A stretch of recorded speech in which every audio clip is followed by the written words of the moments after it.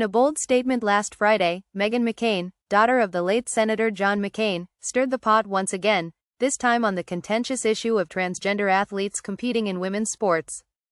Her column, published in the New York Post, became the focal point of a fierce debate after McCain defended biological women's right to fair competition. Now, before we dive in, let's be clear, McCain isn't pulling punches. She writes, opposing transgender athletes in women's sports is not an issue of tolerance or equality. It's about fairness and protecting biological women. She stands firm in her belief that a biological male, no matter the hormonal treatments they undergo, will always have a physical edge over a biological female. And that's where things get interesting.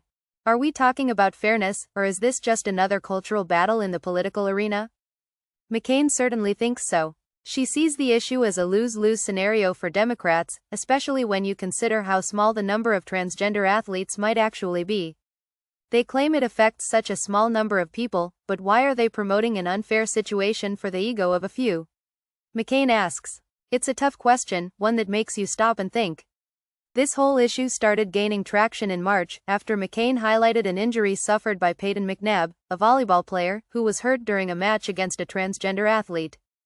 McNabb's injury, McCain suggested, was a direct result of the physical differences between transgender women and biological women in sports. On the other side of the aisle, Andy Cohen, the Bravo TV host, called out McCain for what he saw as the vilification of the transgender community. Surprised you're buying into the vilification of the trans community given the real problems happening in this country, Cohen posted in response. But let's take a moment here. Cohen's point about the real problems facing the country is worth considering. We all know that the LGBTQ+ community has faced long-standing challenges, but is this one issue enough to overshadow all the other battles? McCain, however, doesn't seem to be backing down. She's clear in her column, she's not giving in to societal pressure. I will not move, she asserts.